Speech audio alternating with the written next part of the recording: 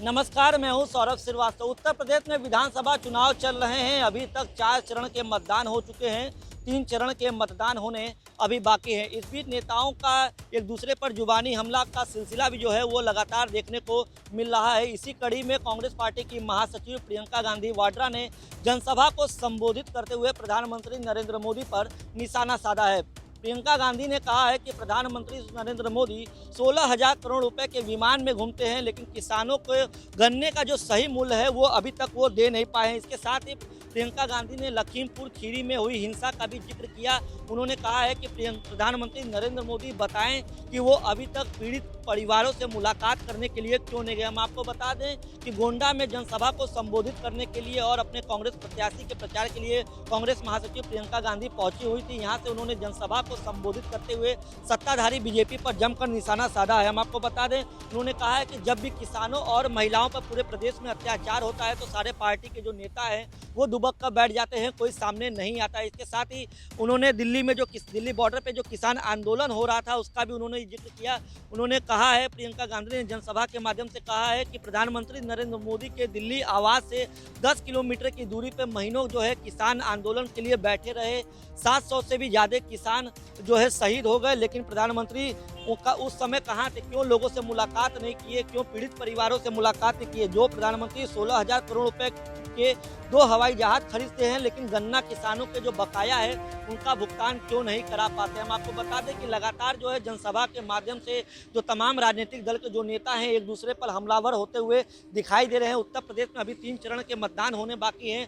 अंतिम 3 चरण जो है वो अवध के कुछ क्षेत्र और पूरे तरीके से पूर्वांचल में होना है। ऐसे में तमाम राजनीतिक दल जो है अब पूर्वांचल में अपनी पैनी नज़र बनाए हुए हैं, क्योंकि शुरुआती माना जा रहा है कि शुरुआती दो चरण हुआ था पश्चिमी उत्तर प्रदेश में, उसमें बीजेपी कहीं ना कहीं घिरी दिखाई दे रही थी। लेकिन अब बीजेपी जो है पूर्वांचल में अपने पूरी पकड़ मजबूत बनाए रखना चाहती है। यही वजह है कि बीजेपी भी अपने तमाम जो दिग्गज नेता हैं, जो शीर्ष नेता हैं, उनको पूरी तरीके से पूर्वांचल के मैदान में उतार चुकी है और लगातार जो है जो मुख्य विपक्षी पार्टी है उस सपा को घेरने की कोशिश कर रही है।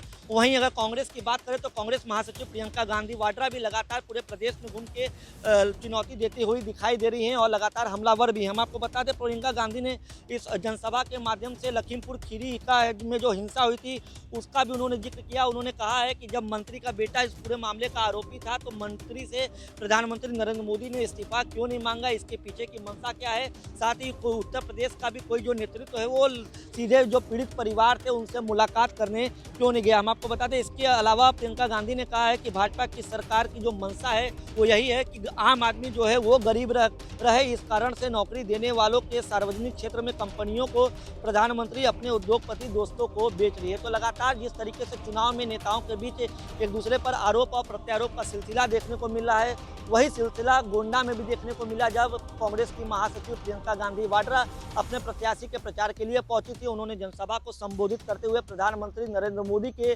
विमान जो प्रधानमंत्री नरेंद्र मोदी के लिए खरीदा गया है, 16,000 करोड़ रुपए के 2 विमान खरीदे गए हैं, उसका उन्होंने जिक्र करते हुए किसानों के गन्ने मूल्य का भी जिक्र किया और साथ ही बीजेपी को घेरने की हर मुमकिन कोशिश करते हुए दिखाई दी।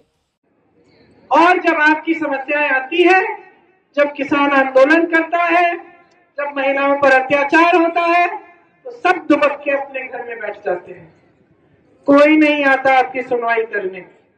किसान 1 साल से दिल्ली के बॉर्डर पे नरेंद्र मोदी जी के घर के सामने 10 किलोमीटर की दूरी भी नहीं है, खड़ा रहा है 1 साल के लिए। 700 किसान शहीद हुआ।